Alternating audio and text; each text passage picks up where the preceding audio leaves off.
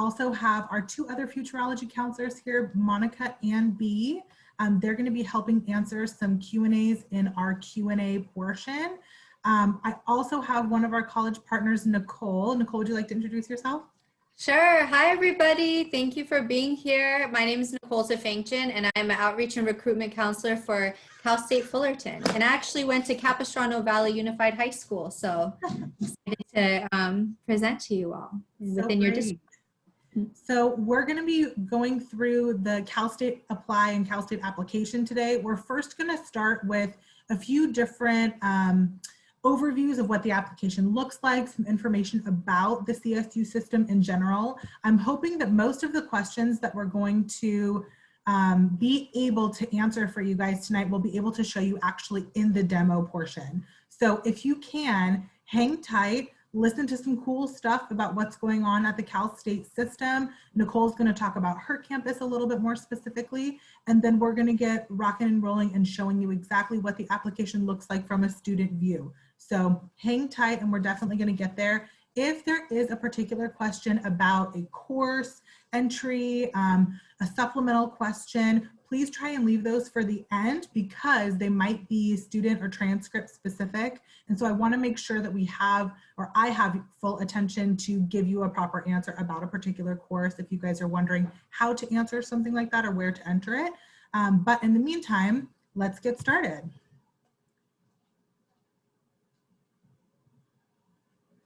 All right, so again, today our general overview is that we're going to talk about the CSU campuses in general. We're going to talk about the different locations, what impaction means. We're going to navigate Cal State Apply as an application for freshmen. We're going to learn more about our CSU partners, especially from Nicole. And then we're going to talk about a few different resources and assistance that are available for you guys as you're filling out the application itself. Right, Nicole, take it away. All right, so I wanted to share a brief background about the CSU system overall, so you have an idea of, you know, when you're applying through the Cal State. So we actually have 23 California state universities. Cal State Fullerton happens to be one of the larger one. We get over 40,000 applicants each fall. And so our Cal States range all the way up from Northern California, Humboldt, all the way down to San Diego. So we are the largest four-year public university system in the nation. And we are a driver of California's workforce. So a lot of our students end up going to be teachers and doctors or lawyers. So we have a lot of great programs within all of the CSUs. And a fun fact is 1 in 10 employees in California is a CSU graduate. So I actually graduated from Cal State Fullerton myself. And so another thing is that the whole purpose of the CSU is to provide opportunity and access to people who are from California, and especially people from our local California high schools that we really serve. And so, yeah, that's a brief background about the CSU system overall. And so I was mentioning there's 23 CSUs. And so within these CSUs, we have CSUs that are impacted actually. And so Cal State Fullerton happens to be one of the impacted CSUs. Long Beach is another one, San Diego, San Jose, Fresno, San Luis Obispo. And so what this means is that there are more applicants than space available in all majors. And so that's not the case for all of the CSUs.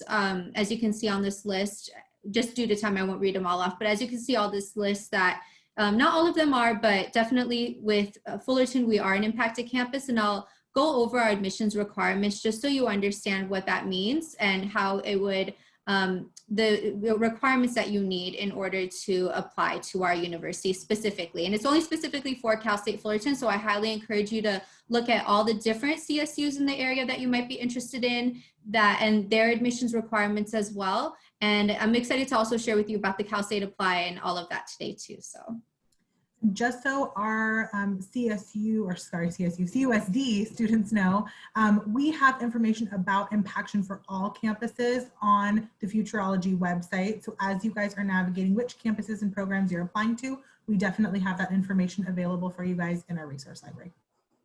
Thank you. All right, so particularly this is specific to Cal State Fullerton first-time freshmen that are applying for fall 2021. So the application opened up October 1st and it closes December 4th. And so in order to be admissions eligible for Cal State Fullerton, you would have to be a high school graduate, complete A through G coursework, and meet the minimum GPA cutoff. And so the GPA cutoff would be for our California residents and graduates of California high schools, we are looking at a 2.5 or greater A through G GPA. And for our non-California residents, it is going to be a 3.0 A through G GPA. Additional majors have additional requirements. So for dance, there's an audition process. Music has an audition process as well. Our nursing program, if you are interested in nursing, I know we always get a lot of questions about our direct, our BSN and Bachelor of Science in Nursing program. If you have specific questions, their email is nursing@fullerton.edu, and they have a website at Cal State Fullerton where they explain a bit more about the process. And there's going to be a couple additional steps with their process. They're doing a holistic process for fall 2021, which requires an interview and some additional material. So please check out their website to get all that information. And we're actually, as for Cal State Fullerton, we'll be having a webinar with nursing. So within the slides, I have information how to access it or sign up for our upcoming webinars as well. And then we have the BS to MS computer engineering. They have additional requirements too. And so I put this little indication that students applying to CSUF will require higher GPAs to be competitive due to IMPACTION. I wanted to note one more thing. So for our students that are coming from our local high schools, we're actually going to be giving them a 0.3 boost in the GPA. So this is only for our students coming from local area. And so I have listed in one of the following slides what those local high schools are and how to definitely with the Capistrano Unified is part of that. So you can review that more on our admissions website, but I'll touch on it briefly also in this presentation. And so those A through G requirements that I was talking about, so this is where we're basing your GPA from.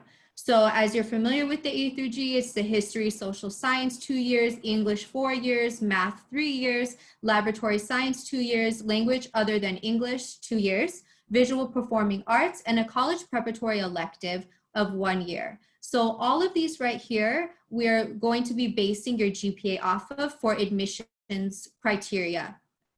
And so if you look at the following slide, we'll go to that. So I was mentioning that 0.3 boost in the GPA. So it's only for our applicants who are high school graduates from the schools districts of Orange County, Chino, Corona, Norco, Walnut, Whittier, and Alvord. So to see a full list of this, you can actually see in alphabetical order a full list of this on our admissions website, and you can see if your school is part of that. So these are the districts, but please, again, go on the admissions website and you can get more information about that, and they list it in full detail. Another thing that we have is that we have rolled out with our admissions first-time freshman guides. So these guides are really great because it lists everything I just talked about with a little more detail. And then it also has a checklist on it as well. Because we're impacted, we're very deadline driven. So a lot of the time students ask me, what are some tips you can give me to help me with applying or, you know, with Cal State Fullerton? And we always say, make sure you meet deadlines and you make sure that you're meeting our admissions requirements, which are what I outlined. So if you go again on admissions, you can download those first-time freshman guides so you stay on track for this in order to be admissions eligible. And for all of you that are attending tonight, I'm actually going to be emailing you the freshman applicant guide from Fullerton, just so you have a sense of what it looks like, all of the things that Nicole just mentioned, so that you have a copy. For any of the Cal States, it's going to be a very, very similar process. So even though the one that we have is wonderfully provided by Nicole, it will still give you a great sense of deadlines, of course, but then also what you should be asking or looking for at any of the campuses that you're applying to. Yes, good point. Thank you. And I wanted to highlight here. So I was mentioning that we have webinar series that we've launched since we've gone virtual. We really want to support our students. We know you have a lot of questions with Cal State Apply. We're still here virtually to help you. So that's why we launched our webinar series. So if you actually open up your camera and you can, it'll take you directly through the QR code to our website, so you can actually access all of this information. So this Saturday, we have a Cal State Apply workshop. So I highly recommend signing up for that. You can just click on the link, and it's an easy Zoom sign up, and you'll be signed up for it automatically. And if you happen to miss it though, we actually upload all of them on YouTube. So you can rewatch it on your own, take notes, and follow along that way. And so these are great resources. So I highly recommend also following our Instagram. We're pretty active on Instagram as well, where we update you through the whole process. Because again, we're very big on deadlines. We're making sure our students are meeting everything they need in order to be the best candidate they can be when they're applying. So those are some resources for you. And then, as I was mentioning, CalState Apply, it opens up for fall 2021. It's October 1st to December 4th. I just wanted to note here, it says spring 2021. That's actually only for our transfer students. So for first-time freshmen coming in, we only accept during fall. So, so disregard that spring, that has already passed. But October 1st to December 4th, and we highly recommend you get your application in before December 4th, because we don't want you to be stressed out. We want you to know that you had someone look over it a couple times and everything is accurate and you've inputted everything correctly. So please get that in before December 4th. And it's going to be, of course, on calstate.edu, apply. And just some items before getting started for the application. So these are 5 easy CalState Apply steps. So you're first going to create an account and you'll select the intended campus and major. So you can actually apply to all 23 CSUs if you wanted to on that one application, but it is $70 per application. However, with the questions that you're answering, if anytime they're asking you a financial question about you know, financial background, they want to gain that info, it's because they want to see if they can offer you a fee waiver. You can actually get up to 4 fee waivers on the application. So I wanted to note that. So you would input your personal and academic information as well. You'll review your application and submit. So those are the steps to the application, simplified, but we'll go through it in more detail today. And again, this is a really good checklist item. So when you're preparing, right now we're in the beginning stages. We have, you know, till December, but these are the items you should be considering. So you want your unofficial transcripts. You don't need your official ones quite yet. The university will ask that of you later on to determine that you're meeting everything, but unofficial is okay for now.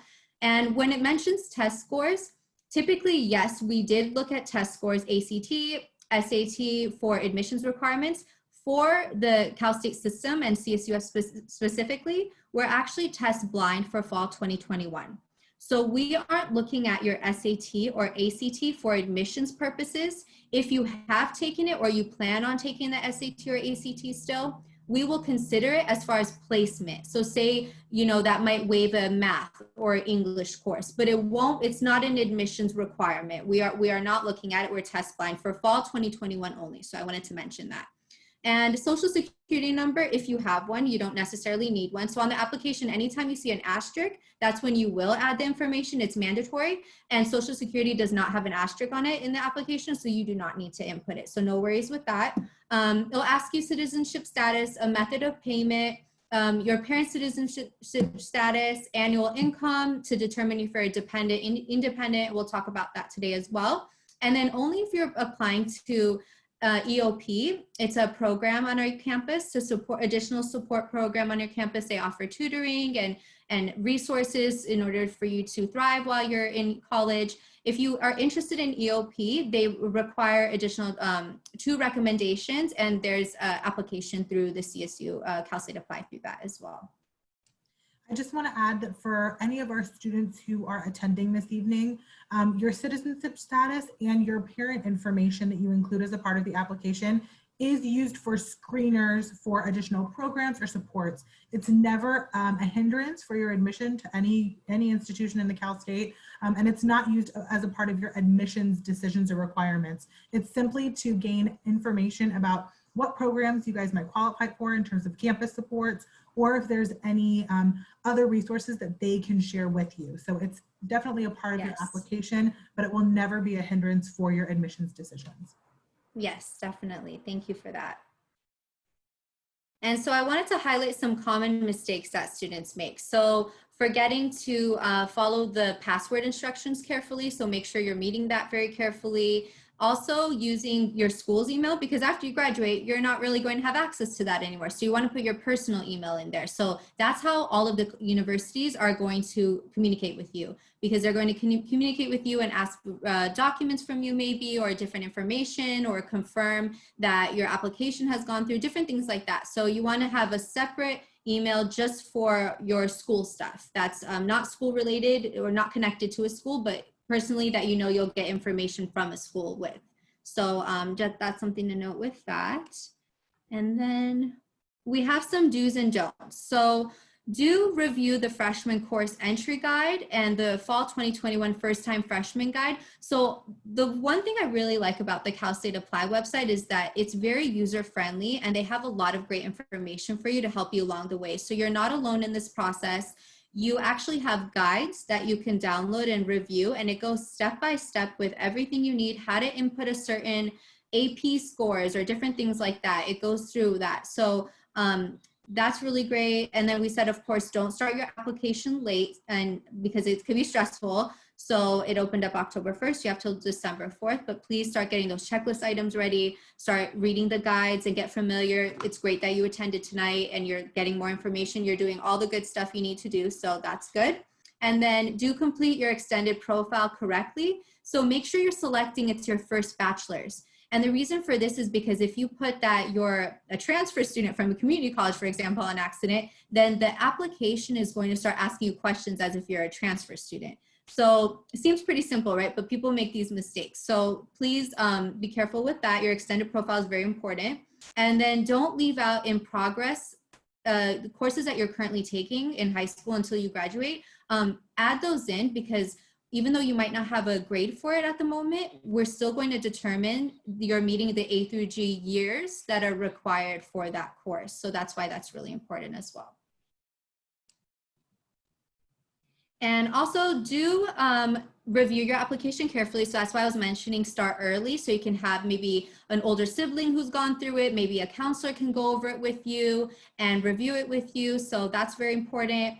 And it says, don't fill in your application from memory. So make sure you have your unofficial transcripts, of course, so you're not guessing and trying to remember what classes you've taken. You know, if you don't have access to that, contact your school and try to get your unofficial transcript that way, or access it maybe through your portal, however way you can.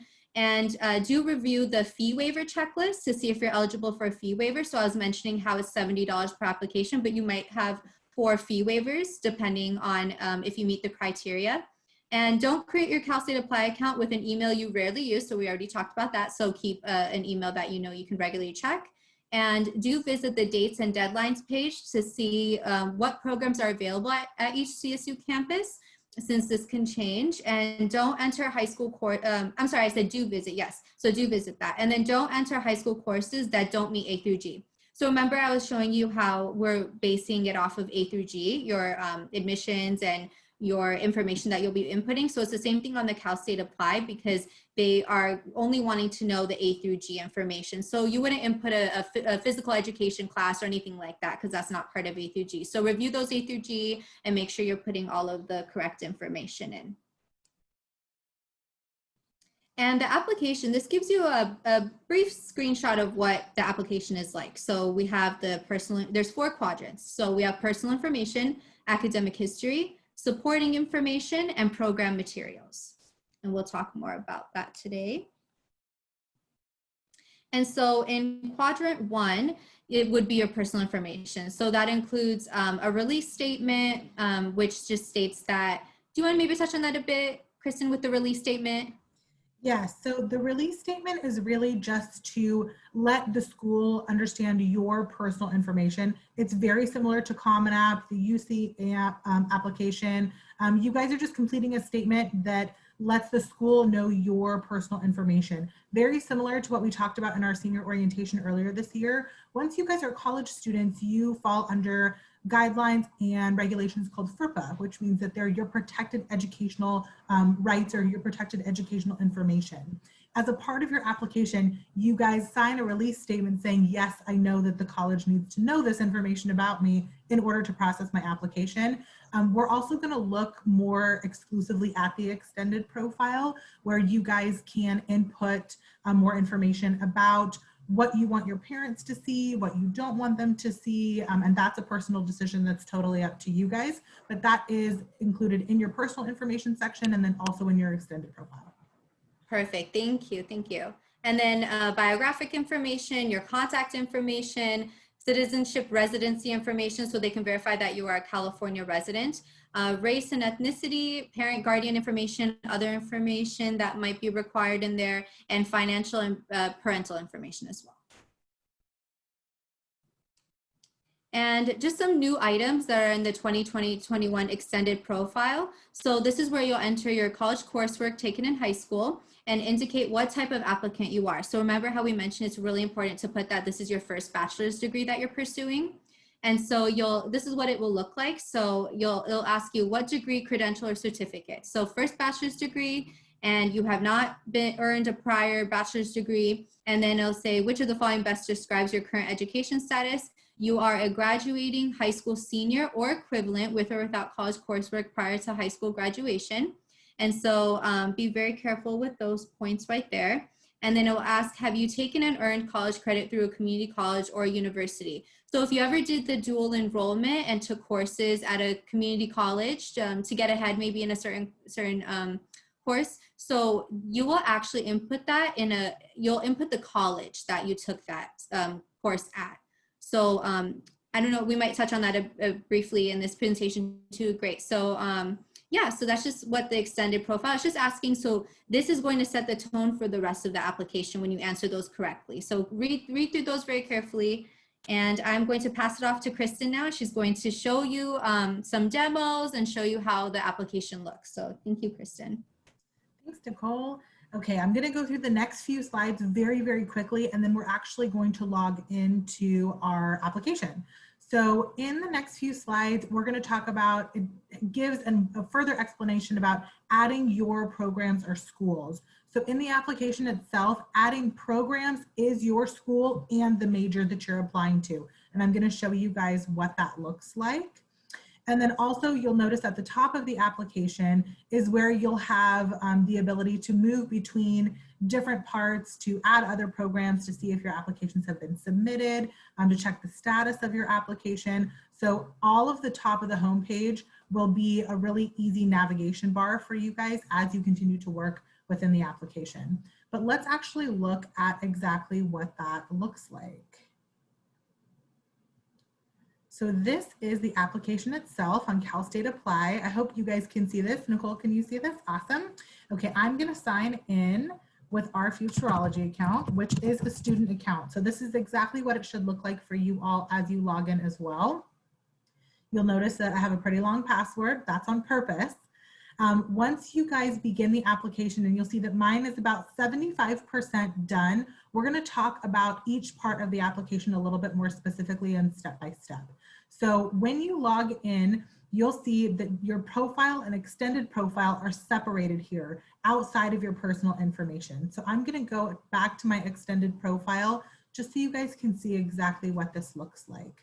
So like we had in the PowerPoint, this student is going for their first bachelor degree, very similar to you all. They're graduating high school. And I put that this student did have a college course, a Saddleback course, for example, that they're going to be entering, because I want you all to see exactly how you can enter that and what it will look like. Because this is their first bachelor's degree, this is not a returning student to a CSU campus. This person has not had any military service and is not on any particular visa to be in the country for residency at this point. Your profile will have very similar information. So this is my information that I included. This is the authorization or release of information that we briefly discussed.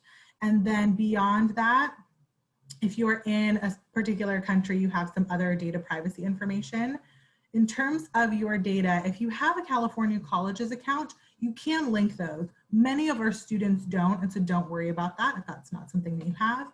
And then once you pay for your applications, you'll actually see your payment history here. So that's your basics for your extended profile.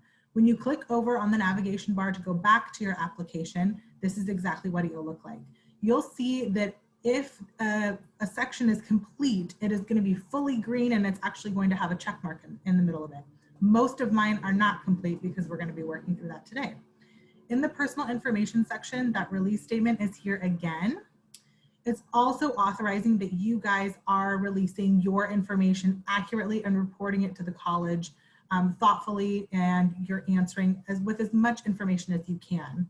Most of you have taken a CASP or an SBAC test as a part of your junior year requirements. If you guys know that you took that test and you agree to release your results, you can click that here. If you didn't attend or if you don't know if you took that exam, you don't have to release that at all. This is another part of the application that's used for placement and performance, is not used for admission, but it does make screening your application a little bit easier to place you guys into your English and your math courses. So if you know that you took that test, click yes. If not, then don't worry about it. And then you are authorizing in your release statement that they can contact me or contact you after you've submitted your application. I'm going to click that I saved this. Once you save any section, you can go back to your dashboard, or you can just continue on to the next section. And so this is exactly what it will look like. You can make changes. If you want to make changes to your name, you actually have to go back to your profile section. That's up here, remember. It will ask you all types of preferred name, birth date information. It happens to be our birthday today. And then it will ask you some additional qualifying questions about if you qualify as a dependent or independent student. These are important because it will trigger other parts of the application. So please answer them honestly and to your best ability.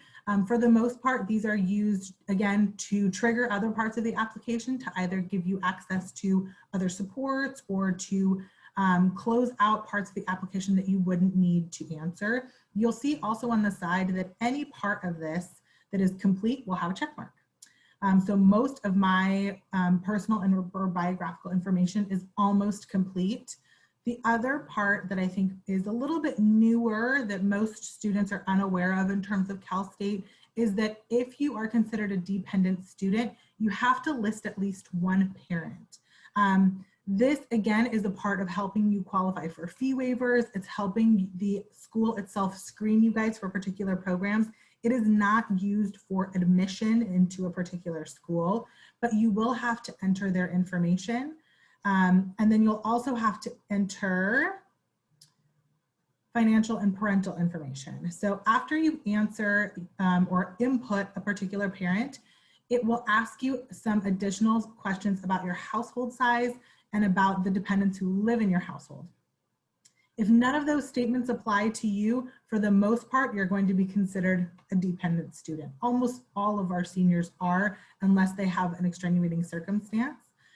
Beyond that, you'll enter your household size, basic income, and then education levels about your parents. Again, these are just used for data collection. They're not used as a part of admission, but because they have an asterisk, they are a part of the application that is required for you to complete. Once you save that, it will ask you to go on to the next section, which we're going to get back to in just a little bit. So we're going to talk briefly about academic history before we come back to the application. So I'm going to go back to our PowerPoint and keep working through. So again, this parent information is new for fall 2021.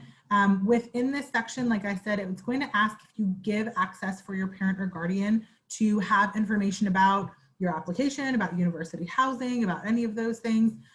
That's up to you as an individual student if you'd like to give your parents access to those things, or if you as the student want to take the lead. You guys are going to be considered independent adults as of the time that you are in college. So it's totally up to you, and it's a family decision to think about. But that is new. If you had siblings or other family members who have applied to the Cal State in the past, they did not have this as a part of the application.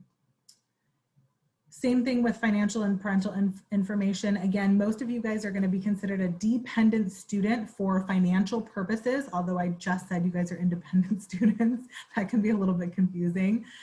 For financial aid purposes, most of you will be considered dependent.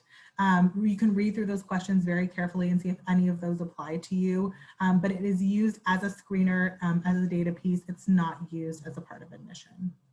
So we went into creating your account and your personal info, and now we're going to talk about quadrant 2. So quadrant 2, I think, is for the most part where students get a little bit hung up on the application, or where they have the most trouble. You're going to be entering your high schools attended, your high school coursework, your colleges that you've attended if you have college coursework, and then we're going to do A through G matching and transcript entry. Your transcript entry is your high school coursework. This looks very, very similar. But one thing to know is if you don't put on your extended profile that you attended college, that you have credits, this part will not be included on your quadrant 2. So if you have college credit that you want to add onto this application, you took an art course, a language course at a community college, and in your extended profile, you forgot to put that you have college credit, that is something that you'll have to go back into your extended profile and change before it will show up in your actual quadrant answer. So let's look at A through G matching and your transcript. And we're not going to talk so specifically about course validation. This is really only for students who have any grades that are less than a C. I'm going to show you what that looks like in the application itself, but this is a guide if you are in that situation or if you have a course that you're not sure if it fits a particular section. So let's go back into the application. So in academic history, this is what it looks like.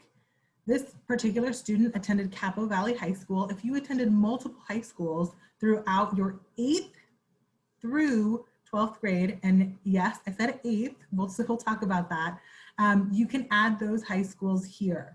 The reason why we include 8th grade is only if you have a course from 7th or 8th grade that qualifies for your A through G matching. This particular student that I'm going to show you actually does.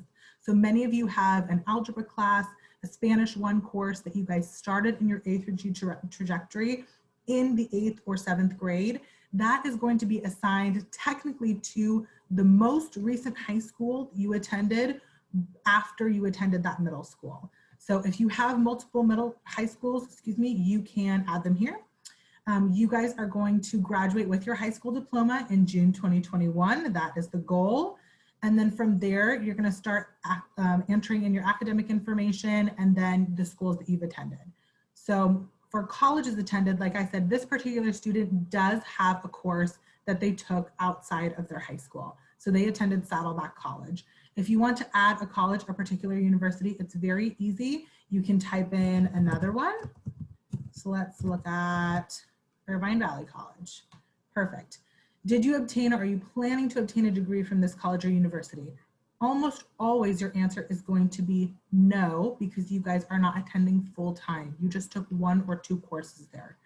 What term most uses semester system? And then when did you attend? I'm actually going to zero this one out because I don't want too many on here to get you guys confused, but that is exactly how you would add one. And then we're going to talk more specifically about your high school coursework. There are very explicit instructions on here that I think do a really, really great job of explaining where you guys should add things or how you should enter them, but it still seems to be the place where most students have trouble. So this is a sample of what your courses will look like, and I'll go back up grade level by grade level. One thing to know about the application itself is if you're adding courses, you can add anything here. So let's add Algebra 1. This is not an honors course. Let's say this is an 8th grade course. We're going to say that this student did really, really great. They passed.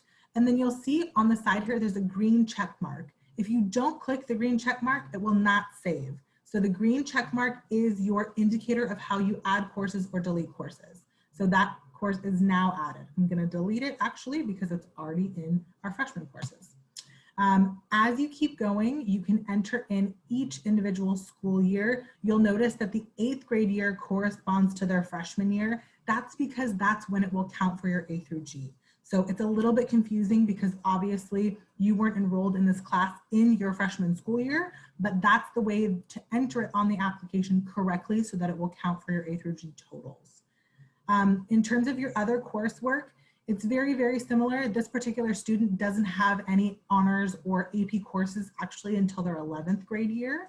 And you'll see because we had some interesting circumstances last spring, I actually included what it would look like if you had a class that you took credit or no credit or pass or no pass for, or if you took a letter grade instead. For each of these, you have the option to change both letter grades or both grades to whatever is reported on your transcript. If you have a letter grade on your transcript, you do need to report it. Even if it counts as a pass, if it doesn't say credit or no credit on your transcript, you need to report the full letter grade. And then make sure you click the green check mark to save it.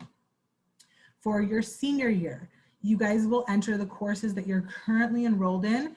ERWC is coded as expository reading and writing. We call it ERWC, but it's technically under the CSU when you search for it. For whatever classes that you're taking this year, you guys will not have your senior year grades by December to enter a letter grade or a credit, no credit. So what that means is that you're going to have to put in progress or planned. For most of your year-long courses like English, you're going to put that it is in progress the entire year or that it's planned. For a class like Gov or Econ that's only a semester long, you can put that, let's say this student was enrolled in Gov for the fall, but they're going to be taking Econ in the spring. So this is a planned course and then it's in progress. For your year-long courses, again, make sure that they're in progress for the full year because it's going to register as a full year course instead of a semester credit on your A through G matching. So let's talk about A through G matching or college coursework first. Hold on. So in your college coursework, again, you're going to have the college. So we already entered Saddleback. And then let's see exactly what this particular student took. This student took CTVR 3, which is History of American Cinema. It would be under film or media. They earned 3 credits for it. And this is considered a transferable course. How you would know that is on your Saddleback or your community college transcript. If you do have questions about if a course is transferable or not, you can always ask your academic advisors or the Saddleback counselors that are on your campus, and they'll be able to help you figure that out. You could also ask anybody on our team and we could definitely help with that. So once a course is entered, this is exactly what it will look like. And then we'll go into A through G matching. A through G matching is probably the most essential part of your application because it's how your GPA is calculated. I'm going to go back really quickly to the high school coursework just to give you guys one more view because I want to point out something that Nicole already mentioned. You'll notice that on any of these grade level years, PE is not included, CCP is not included, health is not included. That's because those are not college prep courses. They don't count for your A through G. That means that there might be particular years like 12th grade where this particular student whose transcript I actually used for this application, she was in student government, she was in track. Those courses are not listed here because they don't count for her A through G matching. And so that's where a lot of students get a little bit of a hiccup or where they feel like they don't know where something goes or where something enters. Don't include those. What you want to look for is always that your course on your transcript has a P next to it, a college prep. That's what that means. You'll notice that when you have certain classes, there won't be a P. That's because that offering is already college prep. They don't offer anything else. Another example would be in, like, let's say math. If you look at algebra, this particular student took algebra 2. There are 2 different options. There's algebra P, a regular college prep algebra, or there's algebra with financial implications. You'll notice that this one does not have a P. It is not college prep.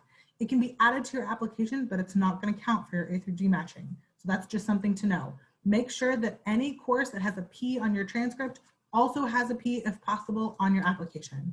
That's probably the most critical thing I can impress for you guys. Now back to the A through G matching. This is what it will look like. Any course that's already on your UC doorways or that will already have a P on it on your transcript, the application itself will automatically calculate to match into your GPA and into your courses. So you'll see the requirements listed here. For history and social science, your requirement is 2 years. This student already has over the requirement, 2.5 years. English, those 4 years are counted because within the application, they put their planned courses for senior year. Same with math, same with science, etc. If you feel like this calculation is incorrect, it doesn't include all of the courses that you have, you can always check by clicking Update A through G. And this is how you can manually enter what courses fulfill which requirements. So this particular student did not have an art course. They did have one course that maybe counted for their visual performing art, but this would be area F. And there's a guide on the side. It's very difficult to see in my screen, but on a much larger screen, it will give you a guide of what each area is so that you guys know where to code them. This is an area F of visual performing art. So I'm going to click F here and then save and continue. If we go back to the summary now, it'll automatically include that as a second year that I have on this transcript, which will increase your total A through G calculations and increase the calculated GPA. This is really important. If you guys want all of your courses to be counted, you have to update the A through G to make them match the particular letter that they correspond to. And I would say that's probably the most complicated part of this application at all. So for 12th grade, you'll see if it's already a course that the application will recognize, it will code them correctly for you. Anything over the minimum will automatically be coded as a G elective. That's fine. It absolutely should be. If you guys have questions about A through G matching or about entering your courses in this way, we are going to have college app support sessions that start the week after next, actually, that run all the way through the end of November, or you're more than welcome to email us at Futureology or make an appointment. I think, again, this is probably the most complicated part of the application itself, but we'll go back and answer some more of these questions at the end if you guys have a particular course, like I said, that you took or that you want more clarification about. The last part of the academic history is your standardized test. I opted not to add any because, like Nicole mentioned, all of the Cal State campuses are going to be test blind.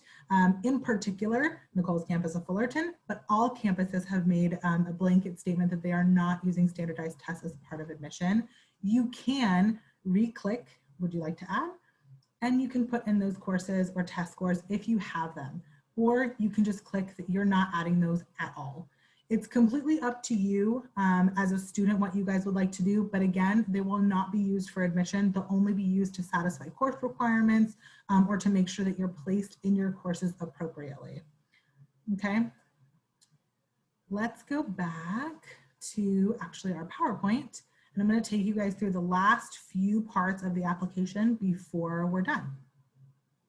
So quadrant 3 is supporting information. This is particularly important if you want to apply for our EOP program or for any other supporting information that you need for your application. This is also going to be triggered by whatever programs you add to your application in itself. Nicole, do you mind giving us kind of a general overview of what EOP is or who typically qualifies for EOP? Yeah, so typically with EOP, it's just an additional program that supports students through their time as a student at our college. So they do many different things. So it's usually career guidance. They can help you with the financial aid or the California GMAC whenever that comes out, when that opens up.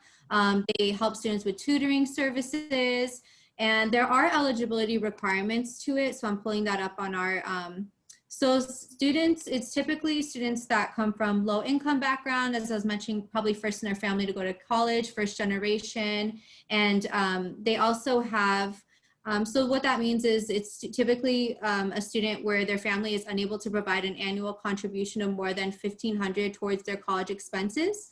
And so the whole goal of it is, and then to be eligible, you must be a California resident or AB 540 student and meet the criteria that they have. So if you want more information about it, as far as through our program at Cal State Fullerton, you can read more about it. They're actually very friendly. They do presentations on EOP. They, you can contact them. They have their contact information on the website. But yeah, it's usually just that additional support to help you. I'm looking at, for first-time freshman applicants, they be a high school graduate and have completed the college preparatory subject requirements with a grade C or better. And they list some more of the criteria with that, but yeah, it's just that additional support. And that's really what this issue, going back to it, is all about. It's about supporting our students who might come from backgrounds that they weren't able to really get information about college. So that's why these programs exist, to support you through your time.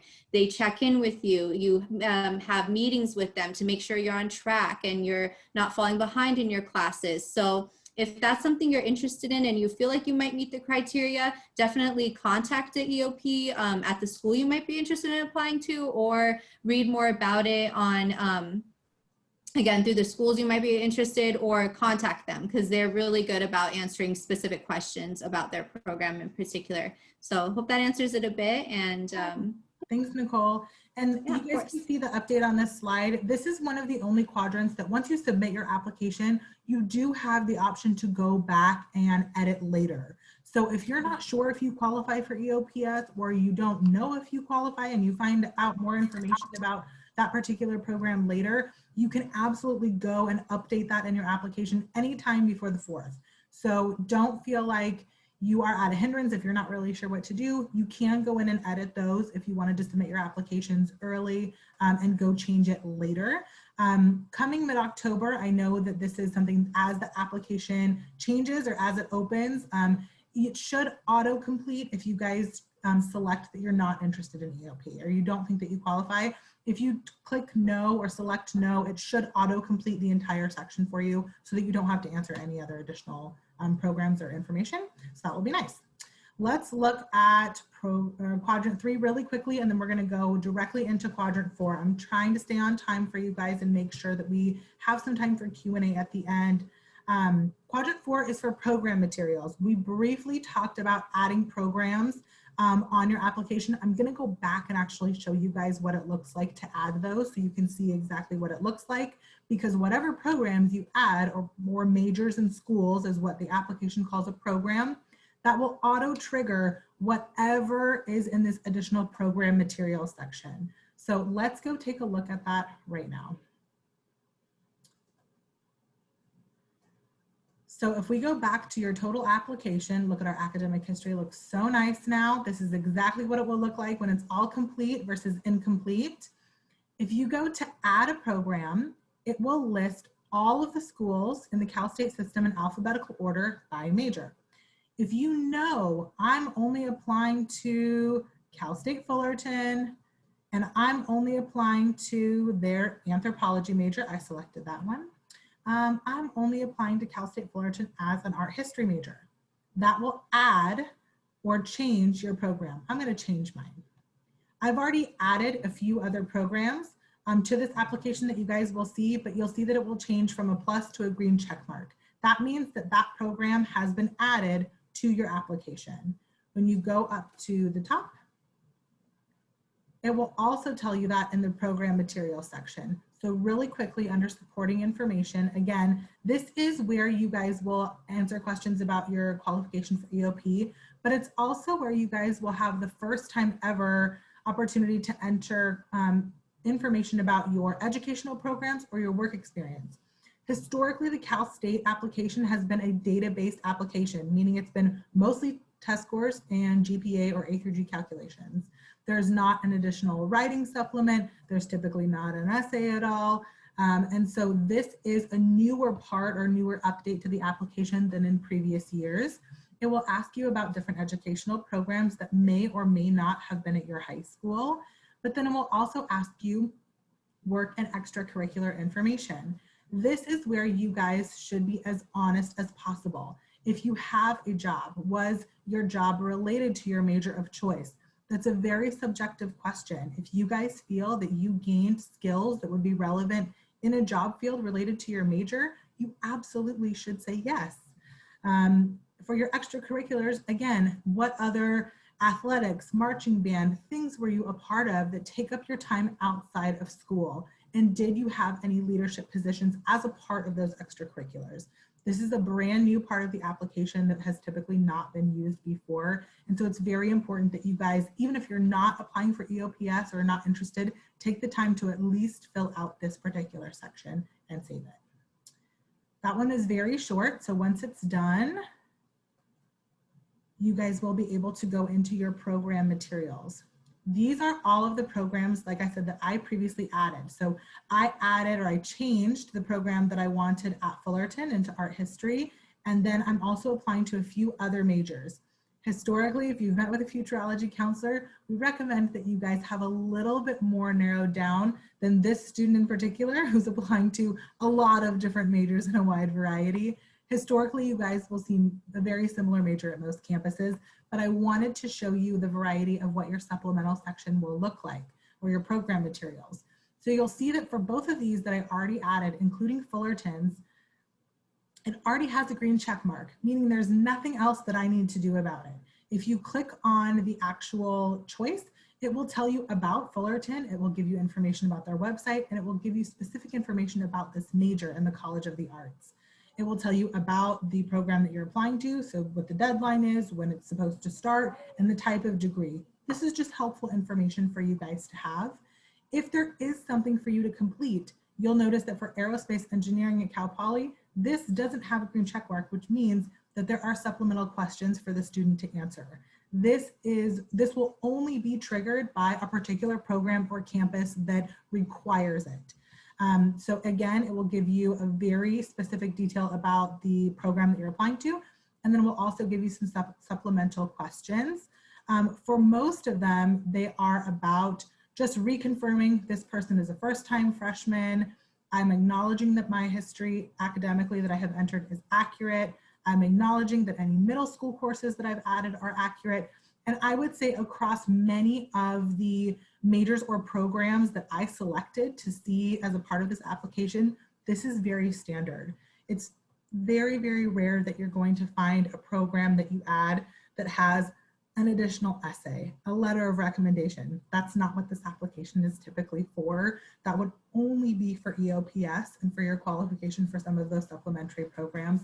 It would not be by particular major unless it's a major that has, like nursing or like art, a portfolio or something else that you could potentially submit later. For the most part, a lot of the supplemental pieces are just reconfirming that you've entered things correctly and that you know what program that you're applying to. If we save this, it will automatically make this section complete. Okay. I hope that that clarifies some of the additional supplements and changes to the application this year. I know that it is a little bit different than in previous years, but I promise it's not too intimidating or too drastically different than things that you guys have seen before. So let's go back to our PowerPoint. We're going to recap quickly and then hopefully be able to answer any other questions that you guys have quickly. So Nicole, do you want to take it from here? Yes. All right. Thank you for all of that. Isn't it so helpful to see everything and get a real idea of what it looks like? And I learned a lot along the way too. So thank you for all that info. So this is what it'll look like when the application's complete. So you can see on the right side, it was incomplete, right? And it's not fully green. There's no check marks. There's some check marks. But if you look at the complete one, you're good to go. Green is good to go. You have the check marks for all 4 quadrants that are very important. The personal information you put in all your A through G, your supporting documents for the EOP or any additional, the additional documents that you'll add, program materials. And so that is your indication that you have reached the end and you are good. You've inputted everything. Again, always have someone look it over and review once more. And we'll go to the next one. So fee waivers. So as I was mentioning, if you are eligible for a fee waiver, there are up to 4 fee waivers in the application. If you happen to not get a fee waiver, it is $70 per application. And so with this one, it will basically just list the application fee waiver. Let's see here. I'm trying to read the fine print, but yeah, pretty much with this one, it just tells you if you're eligible or not eligible. So a fee waiver is pretty much, of course, you don't have to pay it, but if you added more schools, then more than 4 schools, then that's when it'll kick in and it'll have you pay. So just keep that in mind. But it is, again, based on all of the financial information you put in. And there is a button that's highlighted right here. If you guys are not sure if you qualify for a fee waiver, you can always check your status and the application will screen again manually for you to see if you qualify. Thank you.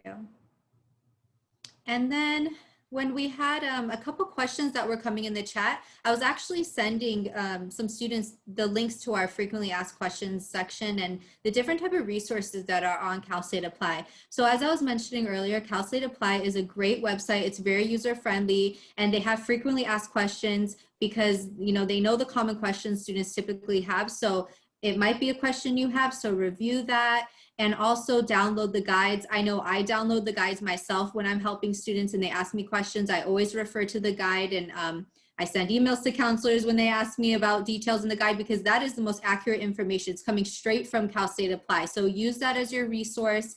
And also there's information on there too from all of the 23 CSUs. You can explore the CSUs, learn more about them, and learn more about the majors. It'll take you to their direct websites, and also it'll tell you about just some more information. Yeah, so about different type of tuition and different type of ways that additional things you can look into. So that's why a lot of it is really you exploring what school you're interested in, exploring the majors you're interested in, and then understanding about that campus, because if that's somewhere you want to go, you want to make sure that they have the major that you're interested in, so you can spend your money wisely, right? If you're going to have to pay that $70, make sure it's actually a program you really are interested in, and it's something that you see yourself, maybe eventually, going into a career in. So these are, I know it's a lot that, coming in as a freshman and you're still a senior, but these are the type of things that Cal State Apply can kind of show you and kind of guide you to. But a lot of it, of course, is going to be on these Cal States that you're interested in. It's going to be all on their website too, so you have more information that way. But yeah, it's a great resource, and definitely download the guides for sure. They're very helpful. And so the applicant help center also. So you can see right here, it says freshman, in the applicant help center, it's saying freshman coursework entry. So I know a lot of students were asking, oh, like what if I failed a class, but then I'm retaking it? They actually have that scenario in there, or different scenarios like that. So review that and get more familiar. And they actually have tech support. So you can actually call them and ask questions about that. Of course, your school can help you with the counselors. We're available at the CSU level to help you. I know all of the CSUs have outreach and recruitment individuals like myself that are doing so many great programs throughout this fall that we're virtual, and we can't really be there, really standing next to you helping you, but we have these type of webinars and different type of support. So support is there. Watch the videos, download the guides, and I can't say that enough, and just we're here to also help you along the way. So we appreciate your time today. Thank you so much, Nicole. I appreciate your expertise and how much you had to add to this presentation. We are right about at 7 o'clock, so I am going to open it up for any additional questions. I see that there's been a few that have come in and you guys have been able to answer today, which is so great. If you guys would like to go back into the application to see anything in particular, I'm happy to do that over the next 10 or 15 minutes if that would be helpful. If not, you guys are absolutely free to go start working on your application, which is so great. As Nicole said, you've already been able to create your application for about a week. So we're really early in the application cycle. There's still plenty of time to add your courses. There's still plenty of time to explore majors, explore campuses, and see what is out there. We are right in the midst of Cal State Week for our virtual college fair. So there are plenty of other presentations for you guys to attend to learn about individual campuses and those things as you guys navigate exactly where you're applying and if you decide to fill this application out. There are lots of questions about scores. You can send an SAT score officially after admission for placement, but you'd only need to do so, Monica, if that were requested from your school. So if your school can use the courses on your application already to place you, they won't need an additional qualifier unless it's personally requested. So that's just something that you can kind of keep in your back pocket as you're filling out your application. Typically your grades and your test scores are really sufficient. And by test scores, I even mean like your SBAC or your California state standardized tests, not even your SAT or ICT, are typically all that you guys will need to make sure that you're placed appropriately into your freshman year courses. Your AP test scores are on that test score section in quadrant 2. So they're in that optional last section that you guys can choose to include. You'll see that there are no asterisks on any of those. So there's no, you guys can enter, for example, an AP score, but you don't need to enter an SAT or ACT. So just because you enter one doesn't mean that you need to enter all of them. Awesome. Is there a curriculum of study, set of classes to graduate from your career? If so, yeah, Nicole, do you want to answer this one? Is there a curriculum of study, set of classes to graduate from your career? So you mean like additional, I don't know if I understand the question exactly. I think what they're asking is there a set or like a major map for your coursework, or can you take additional classes outside of your major? Oh, like when you, yes, when you come, oh, sorry, I was thinking about high school classes. But yeah, of course. Yeah. So when you, the whole, actually it's really good if you go and look at the catalogs of any of the CSUs that you're interested in, because you're not just going to study your major. The whole purpose is we want you to be a well-rounded candidate for the workforce, right? So you want to take electives that will be embedded into the 120 units.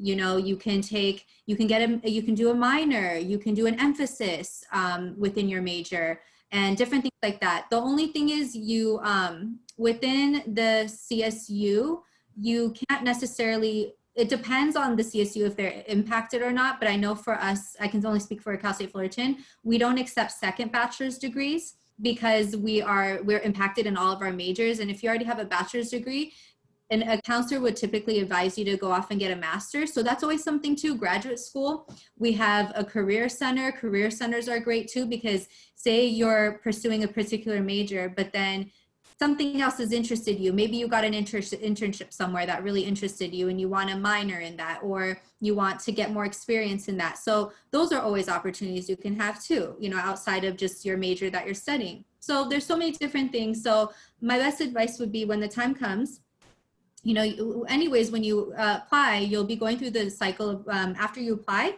you'll go through orientation. And then after orientation is a time where you'll meet with an advisor and they'll go through your major, they'll go through the classes you need for your major.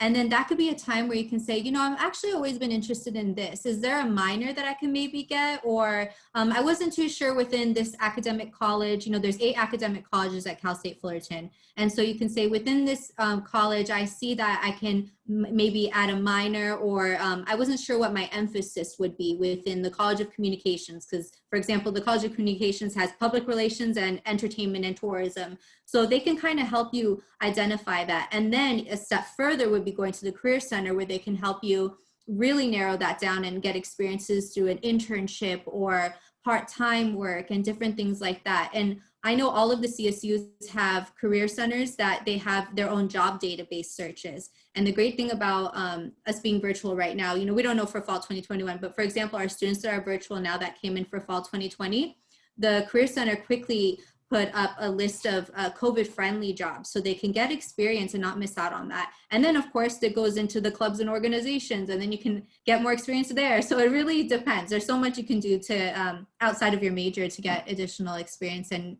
see where your interests are. Awesome. Thank you so much, Nicole. Yeah, of Anonymous, course. this Cal Prep class in particular, will you email our team about this? I want to make sure that we're giving you the correct information. So I'd like to actually take a look at your transcript to make sure that we're telling you how to enter it and match it in your A through D matching correctly. You can email us. I will put our email in the answer right here, but that would be a much easier way to make sure that we're telling you exactly what you need to do. So please feel free to do that, and we can pull up your transcript and take a look.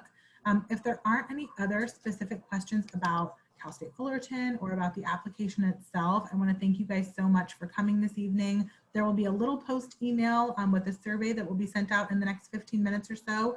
And then as soon as the recording is edited, it will be up on our website and emailed to you with the slides and the freshman guide. Like Nicole has said, that is so helpful and very, very handy. I highly recommend you guys use those if you need them, or attend any of the presentations that are coming up that are particular by campus or just for additional application support. We are really happy to see you guys taking initiative and making sure that you understand how to do this correctly, because it can be a little bit intimidating, I think, for students. And this is a great way to make sure that you guys know that you're doing the right thing. Monica, for your particular computer science class, it will vary by school. So again, that might be something that you would want to email to our team, and we can make sure that we take a look and give you the correct answer for. But Nicole, I just want to thank you for your time. Thank you so much for being here with us.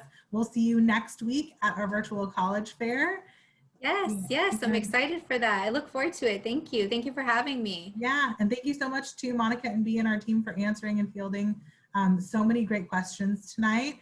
I'll let everybody go and we'll see you next week. Bye, everyone. Have a good one. Good luck with everything. Bye.